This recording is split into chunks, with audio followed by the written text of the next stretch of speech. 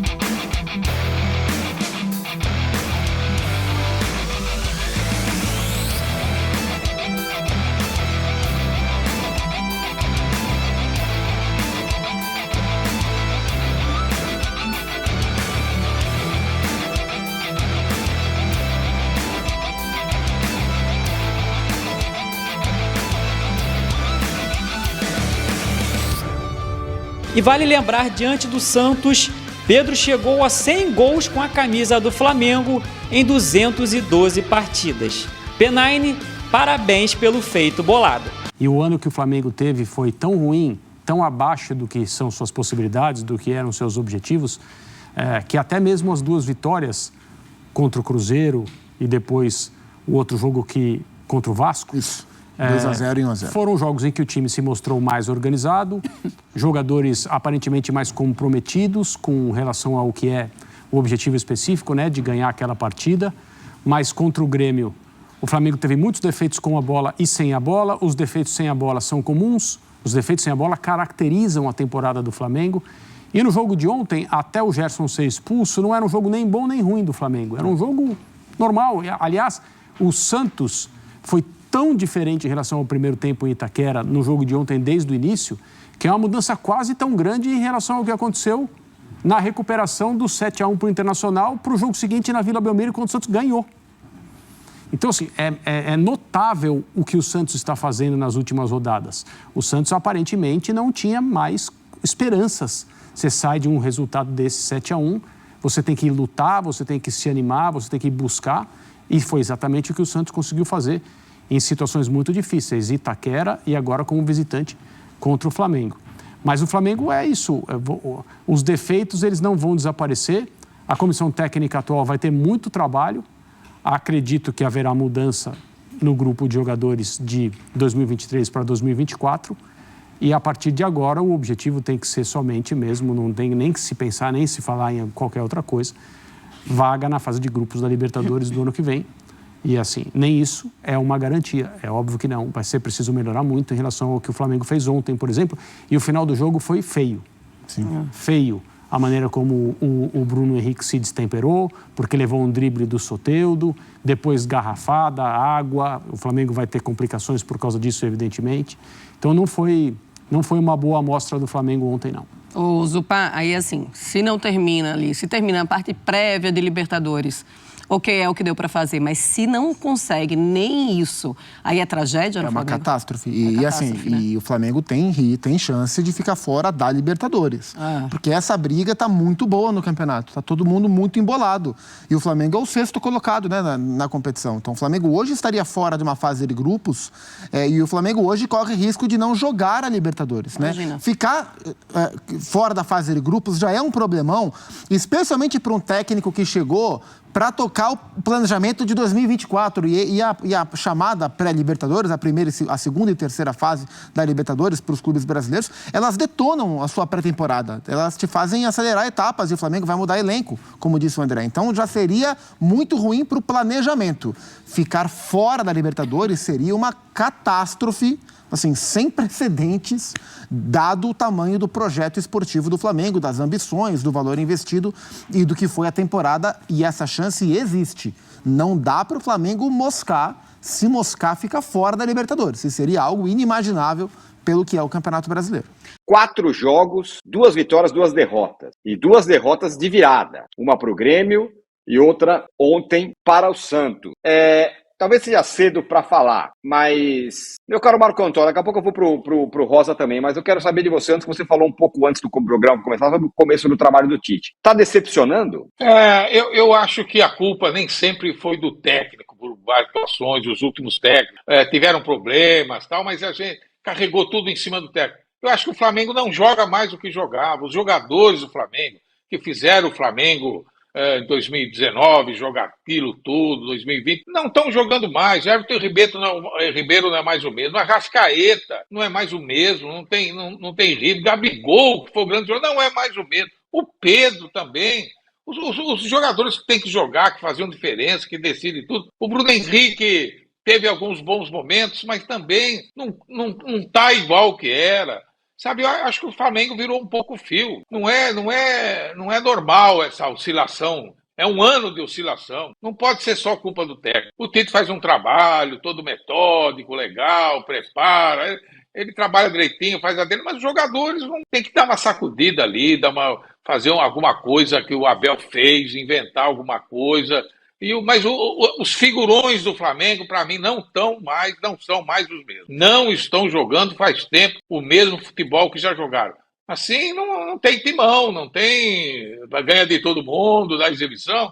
Um jogo joga bem, outro joga mal. É esse negócio. Em 4, perde 2, ganha 2. É muito pouco. Assim não vai longe, não. 2 coisas. Primeiro essa. Conseguimos imaginar esse Flamengo não indo para a Libertadores? Você imagina falar assim, Flamengo e Carabobo da Venezuela pela Sul-Americana no ano que vem? É uma questão. A outra é sobre uma frase que um amigo meu sempre fala, e que ele já foi muito criticado, mas agora todo mundo está concordando com ele. Essa turma aí junta, Arrascaeta, Bruno Henrique, Gabigol, Pedro, Everton Ribeiro, jogando juntos, não ganha de ninguém, diz o amigo meu. Agora parece que está todo mundo percebendo isso. E a terceira coisa que eu queria perguntar para você é sobre o Tite. Ele continua sendo um ótimo treinador, mas o páreo agora não é mais forte. O páreo agora não é mais forte. A gente imagina que ele seja um ótimo treinador, mas o páreo agora não é mais forte. Ele tem Abel Ferreira, ele tem o Fernando Diniz, ele tem os técnicos estrangeiros que estão aqui. Será que a disputa agora não é mais difícil? Sim, a concorrência, começando pelo fim, a concorrência em relação ao Tite aumentou, né? Porque não são mais só brasileiros, né? E mesmo entre os brasileiros, alguns estão vivendo o seu melhor momento, Fernando Diniz, o Dorival Júnior e tal, mas tem muito estrangeiro bom há muito tempo, como o Vojvoda, o Abel, né? Sobretudo o Abel. Eu consigo responder essa situação do elenco que não ganha de ninguém, que eu falei no início do ano, quando o Flamengo contrata o Gerson e vende o João Gomes. Para mim era a contratação do Gerson, ela inibe a reformulação, né? Ela incrementa as mesmas ilusões do passado. E eu falei essa frase e acho que na época do Vitor Pereira ele tentou um pouco, depois foi mudar. Um time que tem Gerson de segundo volante e 4 atacantes não ganha de ninguém no futebol brasileiro ou sul-americano. E não ganhou de ninguém em 2023, nenhum time. E o que mais me surpreende é, aí juntando as duas coisas, o Tite, que eu imagino não saiu do Brasil. Depois da Copa passou um ano aqui, eu fico pensando qual time ele poderia dirigir no futebol brasileiro que fosse à altura de um técnico que disputou 2 Copas do Mundo. Talvez só o Flamengo, pela dimensão, pela projeção. O Tite não saber que esse time não ganha de ninguém, para mim, é muito surpreendente e frustrante. Então, como ele teve voltado 20 casas para a escalação que ele fez contra o Santos e mais 20 casas para a escalação do segundo tempo contra o Grêmio. Né? Porque a partir da saída do Pulgar no intervalo do jogo contra o Grêmio, o Flamengo toma 3 gols em 10 minutos. O Renato sem o Soares e só com os meninos, e contra o Santos ele consegue também levar a virada com o Gerson de segundo volante, que ele nunca foi um pouquinho com o Jorge Jesus, com muita boa vontade, e também perde o segundo jogo. Acabou de chegar, cara, um técnico deste tamanho, para mim tem obrigação de saber como o Flamengo vive em todos os seus detalhes. Ele pode conhecer agora os funcionários, mas ele já tinha ainda a questão de ter convocado mais de 10 jogadores do Flamengo, de saber que o Rodrigo Caio não tem mais condição de ser volante, de saber que o Gerson não é segundo volante, de saber que o Everton Ribeiro, e acho que muito frustrante, juro por Deus, essas 2 partidas do Tite contra Grêmio e Santos. E a reformulação, ele nunca foi bom de reformulação também, né? Nem no Corinthians e nem na seleção brasileira. Então ele vai ter que sujar as mãos, às vezes, e se impor diante dessa diretoria que só compõe, né, que é parceira dos jogadores e tudo mais. Então, para 2023, não digo que está tudo perdido, porque, como o Júlio falou, o campeonato não tem quase um time que você possa confiar. O Palmeiras voltou a ser esse time por 4 rodadas, veremos quanto mais, não sei exatamente se a gente consegue imaginar que o Palmeiras emende 7 vitórias, 8 vitórias. Então pode ter muita dança e pode ter o confronto direto, vários que o Júlio descreveu que o Flamengo terá. E o Flamengo tem jogadores, se o Tite arrumar o sistema, né? Talvez as ausências do... né, Rosa? Mas talvez as ausências do Bruno Henrique e do Gerson sejam boas contra o Fortaleza, em algum aspecto. Sabe? Às vezes você encontra a solução na ausência, né? E essa tentação de juntar essa turma, e é uma turma, e esse é o seu primeiro ponto. Tironi e o Júlio também falou, e o Baldão também. Esses jogadores do Flamengo, eles nunca foram de primeira prateleira. Nunca foram. Talvez para o consumo doméstico aqui, eles tenham sido durante um tempo. Agora, nenhum deles emplacou na Europa, nenhum deles... Eles foram tratados como jogadores. O Arrascaeta não tá na Europa porque não quer. É uma piada isso. O Gabigol não tá na Europa porque não quer. É uma piada, porque ele foi, bateu e voltou. O Pedro não tá na Europa porque não quer. Também é uma piada. A gente colocou, nós todos, essa turma do Flamengo num patamar, como diria Bruno Henrique, que eles não possuem. Eles tiveram uma temporada encantada. Eles são bons jogadores, mas não são mais os mesmos, como disse o Baldão, inclusive fisicamente, né? E insistir nesse quarteto. O Dorival tirou a última coisa que dava para tirar daquele quarteto, mas a última, com um equilíbrio super frágil, em que o João Gomes e o Rodinei taticamente eram muito importantes. Não era pouco, não. Muito importantes. E tinha lá Bruno Henrique fora, lesão, Pedro e Gabigol, só o Dorival conseguiu juntar. Juntou porque o Bruno Henrique estava machucado. Pinóia. Muitas outras vezes, com ausências, ninguém colocou Pedro e Gabigol para jogar junto. O Dorival colocou e funcionou naquele período. Mas aí você troca o técnico, você inclusive evita possíveis ajustes no time, começa tudo do zero. O Tite está começando do zero. Eu juro que eu achei que o Tite foi começar da escala de 0 a 100, ele fosse começar ao menos do 50. Mas o começo dele é similar ao do Sampaoli, não é nem do Vitor Pereira, porque o Vitor Pereira já sabia um pouco como é que era o Flamengo. De todos, né, Arnaldo? Todos pegaram terra arrasada, né? Digamos assim. Todos chegaram numa situação de demissão assim, e saída. O Sampaoli se recusou a entender os sinais do Vitor Pereira, aquele primeiro jogo contra o Fluminense sem o Gabigol, e o Tite se recusou a entender os sinais do Sampaoli, que esses caras juntos não podem jogar. De alguma forma, o anterior sempre ia deixando alguma coisa, né? Exatamente. Nem que seja na terra arrasada, né? Mas o Tite, para mim, é surpresa, está começando do zero. É um negócio impressionante o que está acontecendo com o Flamengo agora. O Flamengo, nesse momento, ele é o 6º colocado, com 50 pontos. O Botafogo perde, mas o Flamengo não ganha, então a distância entre eles é de 9 pontos ainda. E agora tem essa turma toda que entrou na briga. O Palmeiras entrou, o Grêmio entrou, o Bragantino já tá, o Atlético Mineiro entrou, inclusive ultrapassou. Tem muita gente no meio, Flamengo, né, Tirone? Os 9 pontos nem são o pior da história, mas tem um monte de gente no meio aí. Muita gente no meio. Acho que essa é a questão central desse Flamengo. Inimaginável, meu caro Marco Antônio, pensar que o Flamengo fosse terminar o ano sem ganhar nada, mais do que sem ganhar nada, ameaçado neste momento de não ir para Libertadores. Quem poderia imaginar uma coisa dessa? O problema é que os intocáveis não estão jogando nada. Os figurões, os que foram os grandes craques aí de 19 para cá, não estão jogando nada, estão jogando muito mal. A grande contratação desse ano no futebol brasileiro, para mim, foi o Paulinho. Esse sim, veio de lá, ainda em grande forma, está jogando muito, veloz, forte, decidindo o jogo, fazendo gol, com muita vontade, com muita fome de sucesso. Depois de sair da Europa, vem para cá, a gente já não acredita muito, mas eu, como cheguei, tive a chance de conversar com o Paulinho, um cara esclarecido, um cara surpreendentemente assim, conhece mercado, conhece adversários, conhece jogadores, um profissional moderno, né, que se atualiza, que tem muita preocupação tática.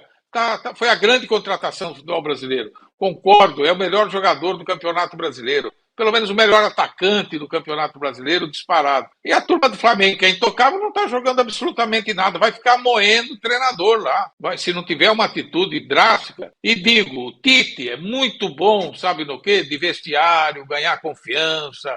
Ele é um cara sincero. Você conversando com o Tite, você fala aí, pô, que cara bacana, que cara verdadeiro. E é tudo isso.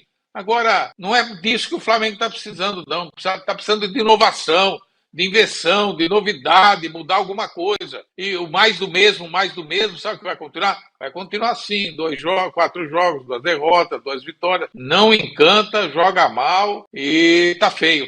Pro tamanho do Flamengo, pro tamanho do gasto que o Flamengo tem com esses jogadores, o rendimento não corresponde. O Flamengo foi uma decepção mais uma vez e está lutando por uma vaga nesse momento na pré-Libertadores, né? Olha só, para quem em determinado momento chegou até a sonhar com o título, com a chegada do Tite, a realidade dura é uma vaga na Libertadores, nem que seja na pré, porque ele já está ameaçado. O Atlético Paranaense está 1 pontinho só dele. As perspectivas não são nada boas para o final do campeonato para o Flamengo. Campeonato que, quem diria, reabriu, né? Essa é a verdade, com aquela virada espetacular do Palmeiras. Olha, é inacreditável. A sensação que eu tenho às vezes é que não é ele que está jogando, é o sósia dele. Lembra do Gabigordo? Pois é, eu acho que é o Gabigordo que está jogando e a gente está sendo enganado. Porque o Gabriel não parece rigorosamente nada com aquele jogador artilheiro, decisivo, principalmente nos grandes jogos, nas decisões.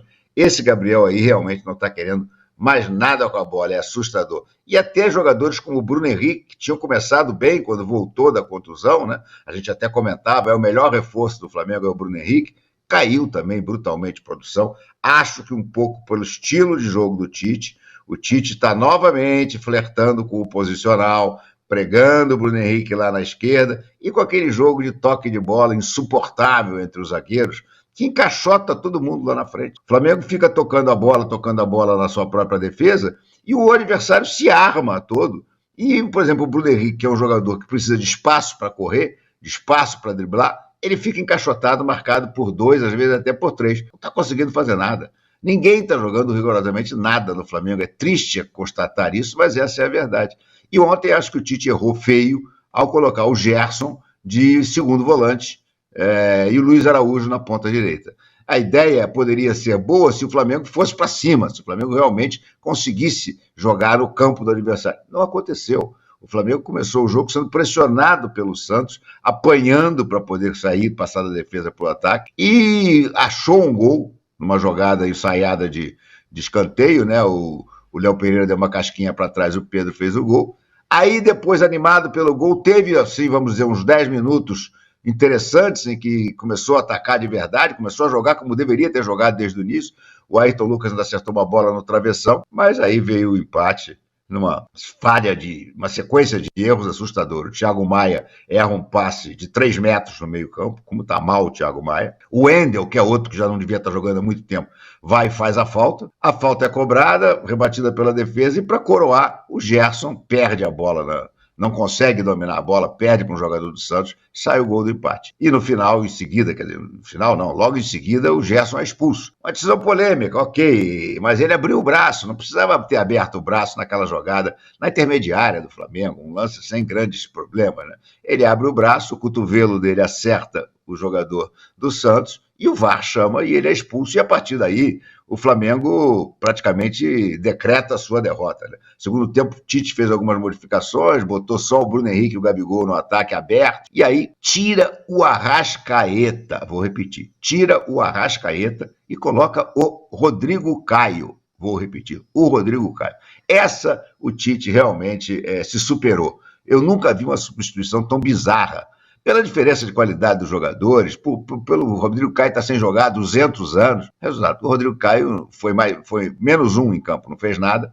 O Flamengo até retomou um pouco o controle, mas não conseguia ser efetivo, porque a bola chegava no Gabriel, chegava no Bruno Henrique e era devolvida. E com isso o Santos se equilibrou. Para o Santos até 1-1 já estava de bom tamanho, ele queria um pontinho, mas de repente no finalzinho, né, o jogador do Santos, Joaquim, recebe completamente livre, sem ninguém para marcar, ajeita, mira, olha e atira e faz o gol de fora da área, né?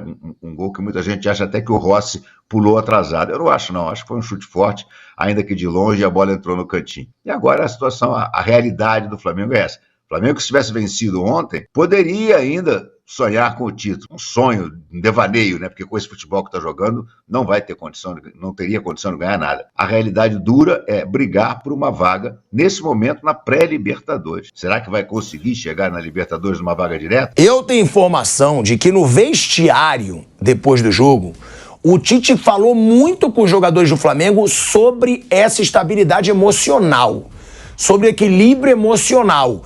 O Tite, desde o começo, ele vem trabalhando muito esse mental do Flamengo, porque ele sabe que ele chegou no Flamengo num momento de crise, num momento de pressão, e assustou ao treinador, né, a forma como o Flamengo se desestabilizou depois da expulsão do Gerson. Então o Tite conversou com os jogadores sobre isso, e uma das grandes preocupações do Tite, a defesa. O Tite falou muito também da defesa, de falhas na marcação que está tendo o Flamengo, lembrando que o Tite sempre fala de defesa como um todo, né? Como um todo. Ele acha que todo o time marca, todo o time é responsável pela marcação, todo o time é responsável pelo ataque, e ele vem cobrando esse equilíbrio defensivo que pareceu que ele poderia encontrar nos 2 primeiros jogos, mas que ficou muito claro que a defesa do Flamengo ainda é muito frágil nos 2 últimos jogos. E é uma preocupação do Tite, foi uma das conversas que ele teve no vestiário depois do jogo. Por quê? Contra o Grêmio, foram 3 gols de pelada. Foram 3 gols de pelada contra o Grêmio. O gol sai de um jogador que estava no meio de 6 marcadores do Flamengo. No outro, um gol de lateral. E no outro, um gol que o Fabrício Bruno poderia ter chutado pra frente, o Gerson poderia ter chutado pra frente e ninguém chutou. E ontem, o primeiro gol do Santos é ridículo. Tem o erro do Thiago Maia de passe, que gera o contra-ataque. Tem a falta do Wesley, que é bizarra. São 3 jogadores marcando e ele faz a falta no Soteldo. E sai o gol também de uma forma boba, bate e rebate depois da falta. O Gerson não tira e sai o gol. Então, a parte defensiva é a maior preocupação do Tite, junto com o mental. Acabar com aquele Flamengo de crise psicológica, de crise de grupo, de relacionamento, de brigas. E, por enquanto, o Tite não conseguiu resolver esses problemas. É um Flamengo ainda emocionalmente fraco e é um Flamengo com uma defesa muito, mas muito frágil, levando gols ridículos. Porque não dá pra falar bem do Flamengo. Tem que descer o porrete. Se eu fosse aqueles caras, aqueles programas policiais, eu ia ter um porrete do meu lado aqui, ia ficar batendo aqui na minha mesa aqui, sabe? Deixa eu ver se eu acho alguma coisa aqui, que não tem nada aqui. Eu não sou um homem violento, sabe? Então não tem um porrete aqui. Eu tinha que ter um porrete que eu ia bater aqui na mesa, aqui, quebrar tudo. Porque eu vou te contar que coisa patética é o Flamengo de 2023, né? E aí vai ficando cada vez mais inexplicável essa ideia de renovar o contrato do Gabriel 14 meses antes. O contrato dele acaba dentro de 14 meses. Para ser mais exato, 13 meses e 28 dias, já que hoje é dia 2 de novembro. Isso é uma brincadeira, gente. É uma brincadeira, né? E o Tite percebendo que o problema é muito maior do que ele imaginava. Eu sempre digo o seguinte, Alan, você olhar de fora, observar um time é uma situação. Você lá dentro é outra história. Que nem o médico, né? Faz todos os exames e tudo, vai fazer uma cirurgia. Às vezes, quando abre o paciente, ele olha, ele fala, cara, a coisa é pior do que eu imaginava. Acontece isso. Às vezes o cara se depara com um cenário mais complexo e muda toda a estratégia da sua cirurgia, às vezes desiste de fazer a operação porque chega à conclusão que não vai adiantar. O Flamengo é isso, você pode, o Tite, fazer um raio-x de fora, olhar e tal e falar, cara, posso mexer aqui. Aí quando você começa a ver os jogadores em campo, o primeiro gol do Santos, aí deram 11 contra 11, o passe para trás do Thiago Maia, a falta que o Wesley fez, por que ele fez a falta? O Fabrício Bruno cercou o Soteldo e procurou não dar o espaço para ele fazer o corte. Ele ia ter que levar para o fundo. E foi conduzido para levar para o fundo, com cuidado para não fazer a falta.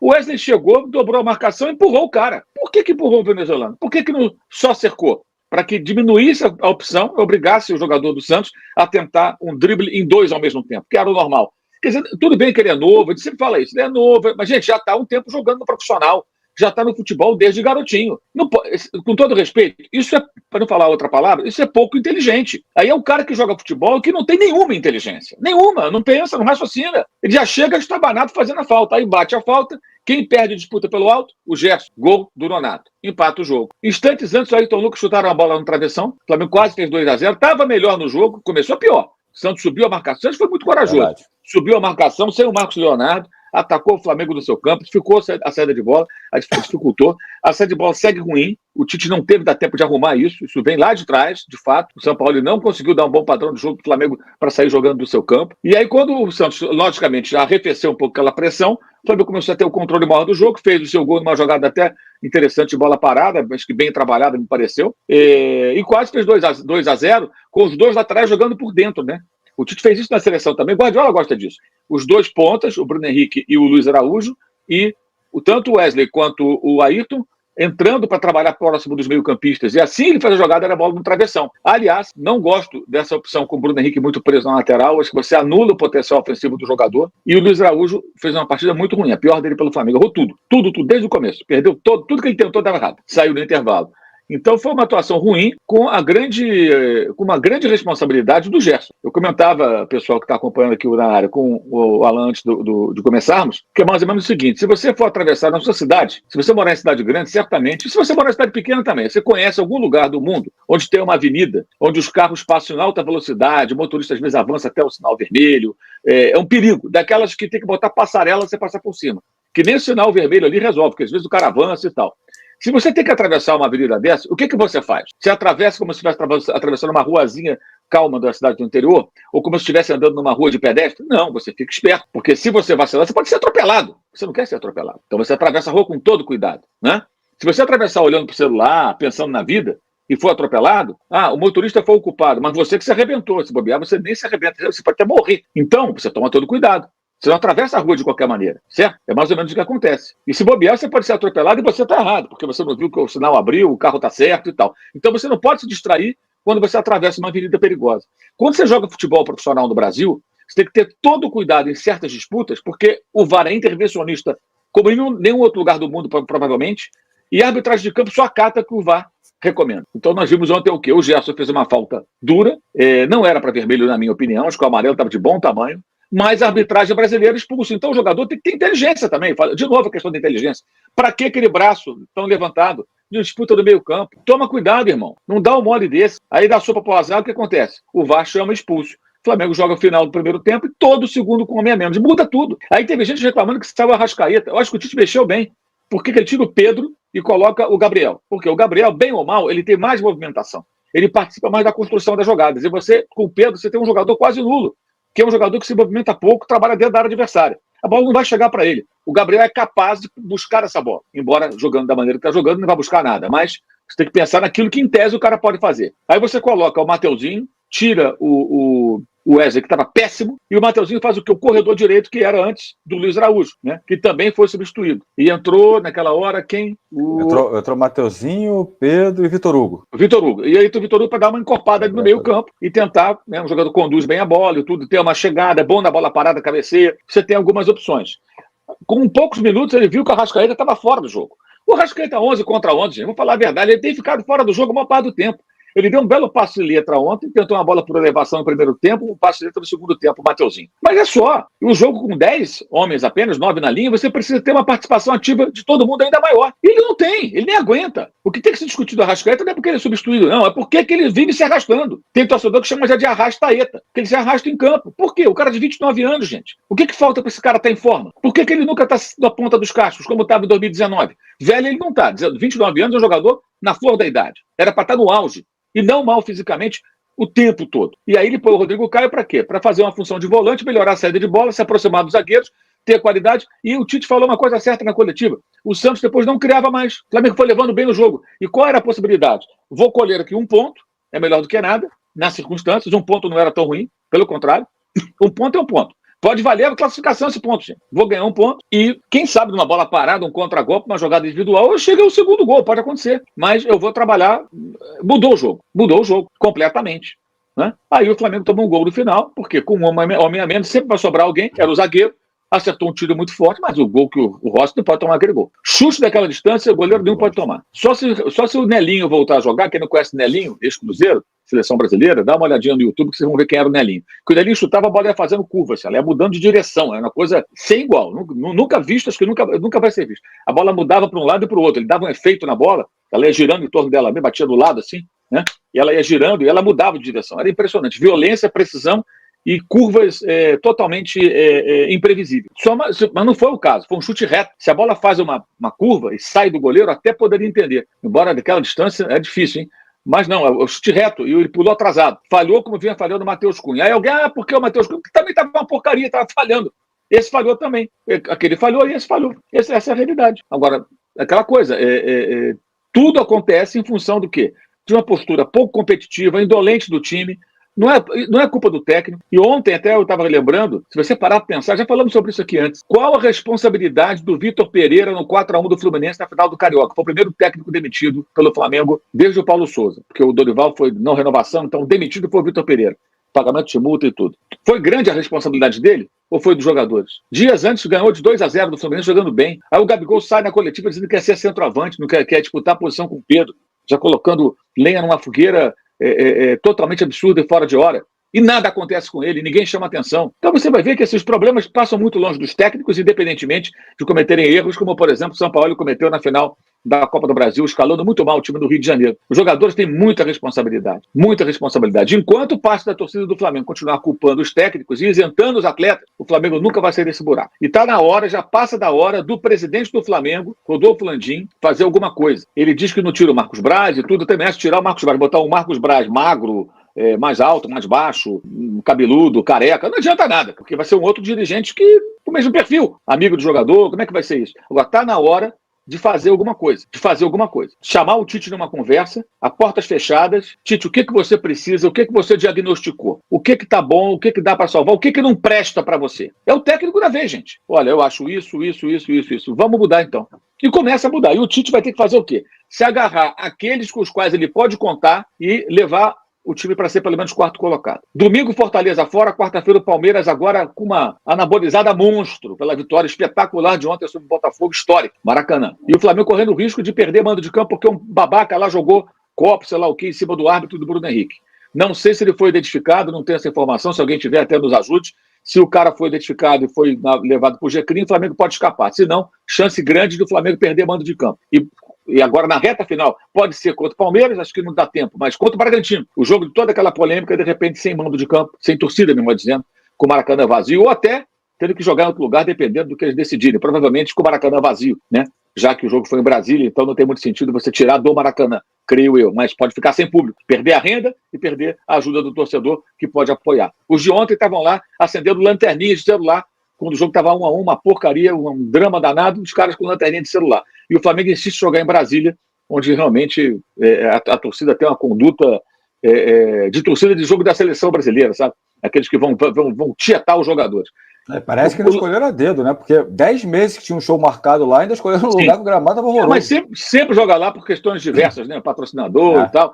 Agora, o Landim tem que fazer alguma coisa. Hoje não pode ter feriado pro Landim. Hoje o Landim tem que chamar o Marcos Braz, chamar o Bruno Spindel, chamar o Tite, eles têm que conversar e falar o que nós vamos fazer. Temos que ter um projeto aqui concreto de emergência. Um plano de emergência. Tiver que afastar jogador, afasta jogador. Bota para treinar, bota para se recuperar. Tiver que punir, pune jogador. Tiver que mandar embora, manda jogador, demite, vende, empresta, negocia, troca, faz o que tiver que fazer. O prejuízo de uma não classificação para Libertadores é maior do que você desligar um jogador que custou um determinado valor para você trazer. É muito maior, para a imagem e financeiro. Isso pode comprometer demais. Então, não dá para ficar esperando que o técnico resolva tudo. O Landim tem que tomar uma atitude. Não é ele tomar a decisão, que ele não entende de futebol a esse ponto. Não acho que ele tem que decidir, mas ele tem que cobrar dessas pessoas medidas eficazes. E o técnico que está chegando agora, você não pode colocar o técnico para ele bater de frente com o elenco, que nem foi o Paulo Souza, que ele vai ser engolido. Você tem que ouvi-lo e tomar as decisões, e tirar dos ombros deles. Quem tem que tomar a decisão é o Marcos Braz, com o aval do Landim. Se tiver que afastar um jogador, é ele que tem que ir lá falar. Você está sendo afastado por isso, ou você vai embora, você vai negociar, você não fica mais no Flamengo. Acabou. Como aconteceu com o Marinho. O Marinho cometeu uma indisciplina, o São Paulo falou, não quero mais. E o São Paulo gostava dele, deu chance para ele, trabalhou com ele no Santos. O Flamengo colocou o cara no mercado, pintou o Fortaleza, levou o Marinho foi embora. Então, se tiver que fazer isso com alguém, que faça. Agora, não é possível que o Gerson faça o que fez ontem, depois do que fez contra o Al-Hilal lá no começo do ano, e saia do campo, ainda se vitimando, reclamando da arbitragem. Eu também acho que ele não era para ser expulso, mas, cara, você sabe que você está atravessando uma rua perigosa. Atravessou olhando para o celular, distraído. A arbitragem brasileira é isso, cara. Alô, atenção. Depois de todos os papelões que vocês protagonizaram esse ano, ainda está querendo. Então tem que reprovar todo mundo, né? Porque não aprendeu a lição até hoje, nem recuperação tem para essa turma. Reprovado, nota 0. Quem é o professor? Professor nota 10? Não dá. Realmente, olha, vergonhoso o Flamengo, e tudo passa pela permissividade da diretoria. Repito, Landim vai para o último ano dele, 2024.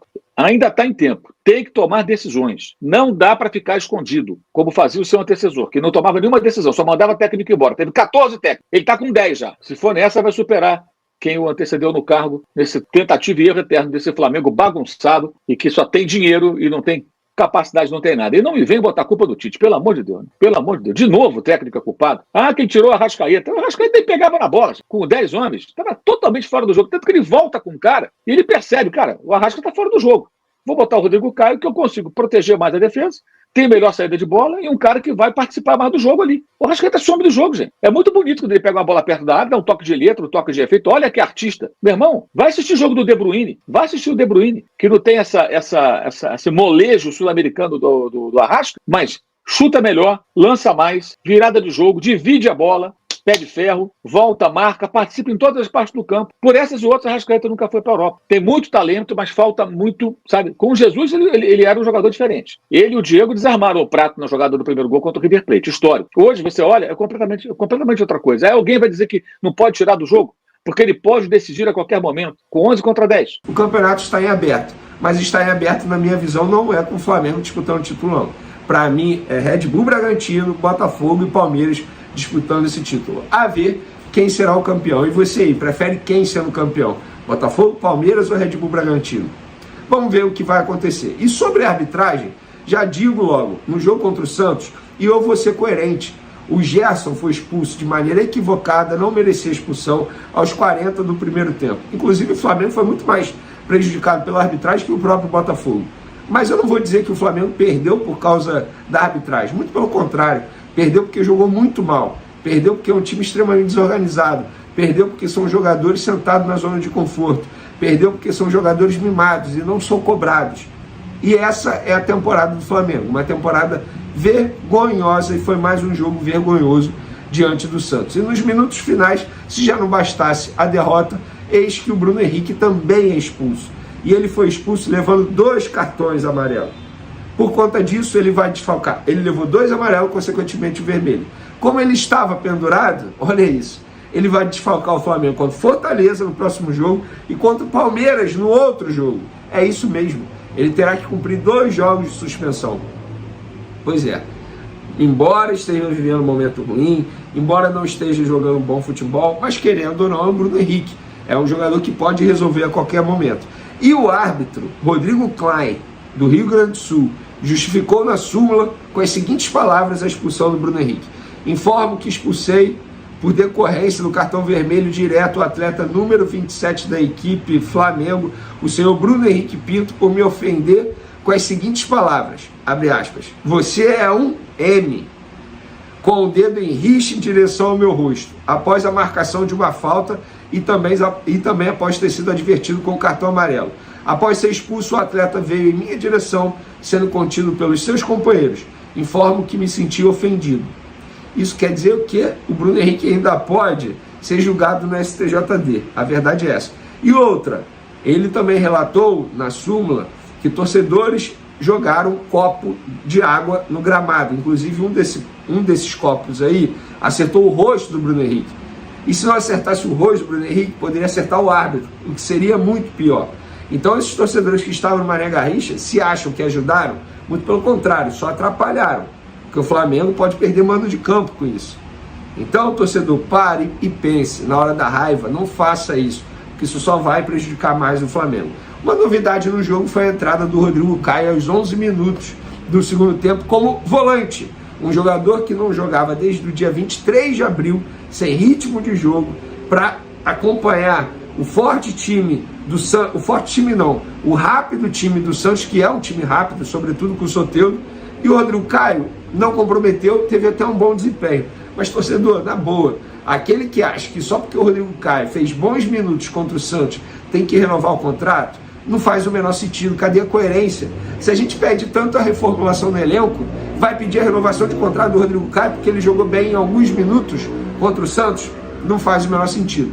Eu não concordo com isso, não sei qual é a opinião de vocês aí. Vocês podem comentar à vontade, dando a opinião, lembrando que o canal é super democrático. Cada um tem sua opinião, só não vale xingar. Para finalizar nosso vídeo aqui, vamos falar sobre o interesse do Crystal Palace no lateral direito, Wesley. E quem falou isso foi o próprio John Textor, investidor da SAF do Botafogo, que também é investidor da SAF lá do Crystal Palace, é um dos donos do Crystal Palace. E ele deu uma entrevista falando, se eu não me engano, para a ESPN, falando que tem o desejo de levar o Wesley para o Crystal Palace, que gosta muito do futebol do Wesley. John Textor, posso ser sincero? Leva porque o Wesley aqui no Flamengo ele não vai render mais com a camisa do clube. Esquece, eu acho que ele já evoluiu tudo que ele tinha que evoluir. Particularmente eu gosto até do jogador, mas inclusive desde a chegada do Tite ele não consegue desempenhar um bom futebol. Contra o Santos, tudo bem, quem errou primeiro no gol do Santos foi o Thiago Maia, que perdeu a bola, mas a falta que ele faz no Soteldo, uma falta totalmente desnecessária, e logo depois saiu o primeiro gol do Santos, que inclusive foi o gol de empate quando o Flamengo tinha feito um gol com o Pedro. Eu acho que é um jogador que no Flamengo não vai render mais.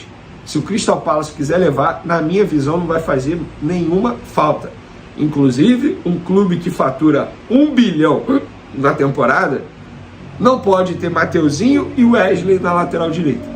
Com todo respeito a esses dois jogadores, gosto deles, mas acho que o Flamengo precisa pensar muito na montagem do elenco para 2024. É um elenco totalmente desequilibrado. Quando eu digo desequilibrado, não é mentalmente não. Se a gente for olhar o setor ofensivo, muito bom. Agora olha o setor defensivo, olha as laterais. O Flamengo precisa de reforço em todos os setores para 2024. Na zaga, tem que reforçar, até porque vai sair o Rodrigo Caio, o Pablo não consegue mais jogar futebol, o Davi Luiz é uma incógnita, tem o Fabrício Bruno e o Léo Pereira, só. Na lateral esquerda, tchau Felipe Luiz, tem apenas Ayrton Lucas. Na lateral direita, juntos os três, Varela, Mateuzinho e Wesley, não vai dar um. No meio de campo, perdeu o Pulgar. Tudo bem, tem o Alan que vai voltar em 2024. Mas e aí?